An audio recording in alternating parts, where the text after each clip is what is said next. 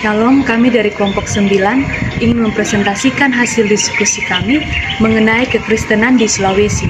Yang pertama, saya akan menjelaskan kekristenan di Sulawesi Utara dan Kepulauan Sangir Talaut. Masuknya agama Kristen di Sulawesi Utara dan Kepulauan Sangir Talaut ini pada abad ke-16 sekitar tahun 1560-an. Penyebaran kekristenan ini bersamaan dengan adanya pertikaian atau persaingan antara orang Portugis dan Ternate, kemudian bangsa-bangsa Spanyol dan bangsa Belanda. Pada tahun 1563, ada sultan yang ingin mengirimkan pasukan-pasukan tentara dengan tujuan untuk merebut daerah tersebut demi perluasan kekuasaannya. Namun niat dari sultan tersebut diketahui oleh orang-orang Portugis, dan orang-orang Portugis ini berusaha untuk mendahului sultan tersebut dengan cara mengirimkan 2 kora-kora Portugis dan seorang misionaris yang ikut serta dalam ekspedisi tersebut. Seorang misionaris ini bernama Pater Magalhães. Sesampainya mereka di Manado, mereka disambut dengan gembira oleh masyarakat di sana. Kemudian Pater ini mengajarkan pokok-pokok agama Kristen kepada masyarakat di sana. Raja dan 1.500 orang di daerah tersebut dibaptis oleh Pater, dan ada seorang raja dari Pulau Siau yang kebetulan berada di Manado juga minta dibaptis oleh Pater tersebut. Kemudian di beberapa daerah di Sulawesi Utara, Pater juga membaptis 2.000 orang, dan misionaris lainnya membaptis raja dari Pulau Sangir bersama rakyatnya. Kemudian para misionaris ini berpikir bahwa apa gunanya membaptis tanpa adanya persiapan. Maka dengan ini para misionaris ini mengambil kesimpulan bahwa pembaptisan ini hanya dilayankan apabila ada kepastian bahwa orang Kristen baru itu dapat dipelihara secara terus-menerus. Orang Kristen yang telah dibaptis ini harus dibimbing dengan sungguh-sungguh agar menjadi jemaat yang mapan.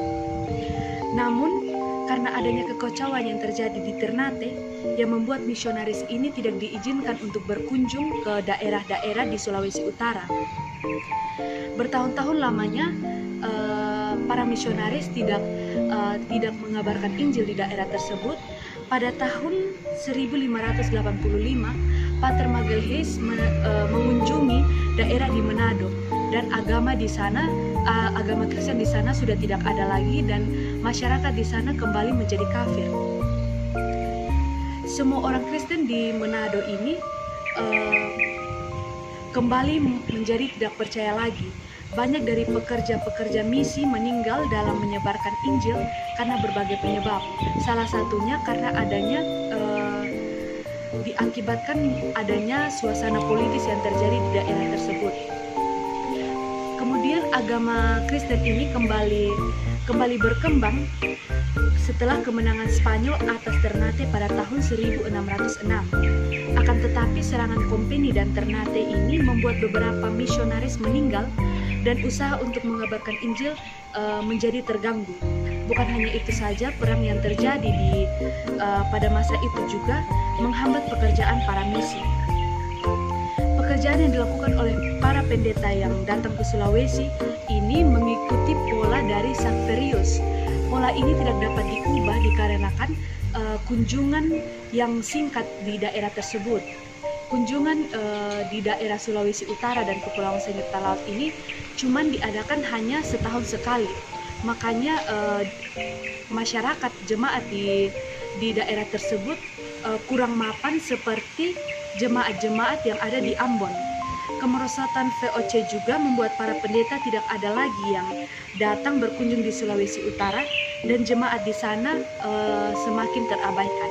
Pengabaran Injil dan gereja-gereja di Sulawesi Utara di luar Minahasa.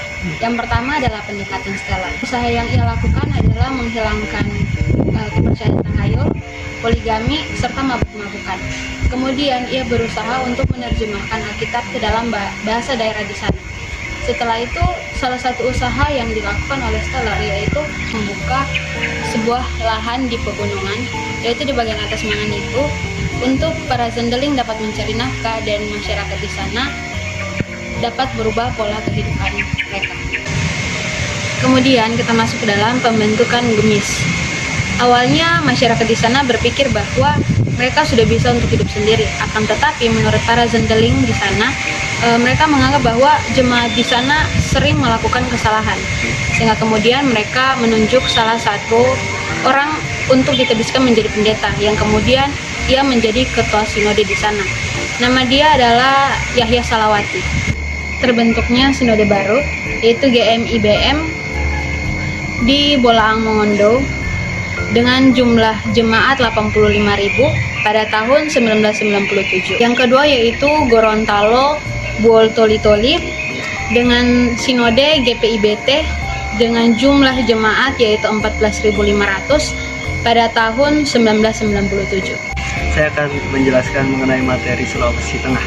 Sulawesi Tengah itu belum terpengaruh oleh pemerintahan Belanda, dan pada masa saat itu sendiri kita ketahui masyarakat dalam Sulawesi Tengah lebih percaya kepada roh-roh nenek moyang dan kepercayaan agama-agama suku lain. Nah, dan juga di Sulawesi Tengah ini terdapat berbagai suku. Suku ini disebut oleh orang-orang Belanda sebagai nama Toraja. Nah, maka dari itu, belum dengan adanya pekabaran Injil di sana, lalu ada permulaan karya zending, yang dimana gereja mulai mengutus dua orang penting atau dua orang misionaris, yang bernama pertama ada Asek Kriut dan yang kedua ada N. Adriani. Tetapi di sini kita lebih menekankan pada Asek Kriut sendiri. Asek Kriut dan juga tokoh N. Adriani ini dikirim ke daerah Poso dan juga daerah Gorontalo. Tetapi untuk Asek Kriut sendiri itu tidak bertahan lama di daerah Gorontalo, tetapi ia menginjakan kakinya di daerah Poso juga. Di daerah Poso ini saat ia datang, memang pada saat itu masih banyak sekali perang antar suku, dan di sini ia mencoba menyelesaikannya dan hal itu pun terselesai. Maka dia pun juga menjadi orang kepercayaan di masa itu. Nah, dari situ juga Kriut ini mulai menyadari bahwa tidak semudah itu dalam mengabarkan Injil. Jadi dia membuat suatu metode yang bukan bersifat teoritis, tetapi dia membuat suatu metode tentang bagaimana hidup atau berhubungan, bergaulan dengan orang-orang masyarakat Poso. Maka dari itu terbentuklah 3 metode dari Kriut ini. Yang pertama kita kenal sebagai dengan nama tidak ada serangan langsung. Di sini Kriut sendiri lebih mengarah bahwa ia lebih suka menonjolkan kelebihan akan agama Kristen ini. Ia tidak suka menyerang agama Poso secara langsung, karena kita ketahui sendiri bahwa dengan menyerang agama Poso secara langsung, hal itu juga pasti tidak akan diterima oleh masyarakat Poso, sehingga agama Kristen tidak akan menyebar luas di Sulawesi Tengah. Untuk metode yang kedua kita kenal sebagai Kriut lebih suka menyelidiki agama suku. Ini berkesinambungan dengan metode yang pertama. Ia tidak suka menyerang secara langsung. Nah, maka dari itu Kriut lebih suka meneliti akan agama-agama suku ini agar Kriut dapat mengetahui akar apa yang ada dalam agama suku ini dan bagaimana ia menghadirkan Injil ini dalam permasalahan tersebut, agar orang-orang masyarakat Poso dapat mengetahui akan kebenaran dan suatu solusi tentang kebenaran dalam agama Kristen ini. Dan diharapkan untuk masyarakat Poso juga setelah mengetahui hal itu, mereka menjadi percaya akan agama Kristen. Untuk yang ketiga kita kenal sebagai pembaptisan berkelompok. Nah, Kriut di sini tidak bermain-main dengan metodenya, karena dia sendiri juga sudah mempraktikkan hal itu dalam sebelum-sebelumnya. Nah, yang ketiga ini dapat kita ketahui bernama baptis, yang pasti setiap orang misionaris juga harus membaptis setelah orang-orang itu menjadi percaya pada agama Kristen. Maka dari itu Kriut tidak meninggalkan akan ajaran ini, tetapi ia juga melakukan baptisan ini pada orang-orang yang sudah menjadi percaya di masyarakat Poso tersebut. Mengenai Kriut dan masa penjajahan. Nah, penjajahan itu mulai terjadi pemerintahan Belanda itu tahun 1905. Tetapi di sini Kriut bersikap netral, di mana di sisi lain dia juga senang akan adanya pemerintahan Belanda ini datang ke masyarakat Poso dengan menghilangkan peperangan suku yang ada. Dan di sini bagusnya Kriut adalah Kriut tidak memaksa untuk orang-orang ikut agama Kristen, tapi ia lebih suka untuk seperti yang dikatakan oleh 3 metodenya tadi, agar kekristenan ini menjadi hal yang murni, bukan hal yang tidak murni, karena adanya suatu pikiran bahwa Kristen itu sebagai agama yang berkuasa. Setelah masa ini pasti juga akan adanya yang namanya perluasan. Gerakan-gerakan Kristen ini di Sulawesi Tengah mulai terjadi di daerah muara Sungai Poso, lalu bergerak maju ke Danau Poso, habis itu ke Mori, ke Malili, dan juga ke Wana.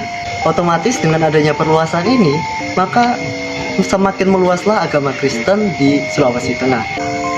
Maka dari itu diadakannya pembinaan jemaat-jemaat dalam bidang organisasi dan juga dalam bidang tata hidup kekristenan. Nah, untuk masa tata kekristenan sendiri itu masyarakat Poso yang sudah percaya dibimbing dan diajarkan mengenai hal-hal yang berkesinambungan dengan agama Kristen. Untuk organisasinya sendiri itu dibentuknya suatu jemaat dan juga diangkatnya suatu majelis untuk dalam hal beribadah. Wilayah Sulawesi Selatan dan Tenggara terdapat 4 gereja suku yang berasal dari usaha pekabaran Injil yang dilakukan oleh berbagai badan. Usaha pekabaran Injil lebih dahulu mengabarkan Injil di bagian Sulawesi Selatan oleh GPI, GZB, dan CGK yang kemudian mendirikan Gereja Toraja dan Gereja Toraja Mamasa. Daerah Sulawesi Selatan sudah diislamkan pada abad ke-17. Hanya di bagian utara masih mempertahankan agama suku. Pada abad ke-20 pun Islam belum memasuki pedalaman Sulawesi Tenggara. Sekitar tahun 1910, jemaat Protestan di kota Makassar dilayani oleh seorang pendeta GPI bernama Sanbel. GZB menempuh kebijakan lebih dari studi di Poso yang berlatar belakangi kaum tulis. Pada Maret 1945, Konferensi Para Jendeling kembali memegang kekuasaan setelah perang. Tahun 1950 sampai 1965, GT ikut ditentukan oleh pergolakan D1 atau T2 yang berlangsung di Sulawesi Selatan. Sekitar tahun 1950 sampai 1980, GT menempuh haluan yang diwariskan kepadanya oleh induknya. 1981, Gereja Toraja telah menerima pengakuan iman sendiri. Pada tahun 1913 sampai 1914, GPI berhasil mempertahankan Mamasa dan sekitarnya. Pendeta Jendeling pertama tiba pada tanggal 21 Januari 1928. Pendeta CGK yang berhasil diutus ke Mamasa 1928 sampai 1931 bingung menghadapi keadaan pada saat di sana. Mulai tahun 1667, Makassar dan sekitarnya termasuk wilayah kekuasaan Belanda. Gereja VOC, kemudian GPI menempatkan seorang pendeta di kota tersebut untuk merawat Sulawesi Selatan. Pada tahun 1923, UZV dan NZG memulai lagi usaha PI di Sulawesi Selatan.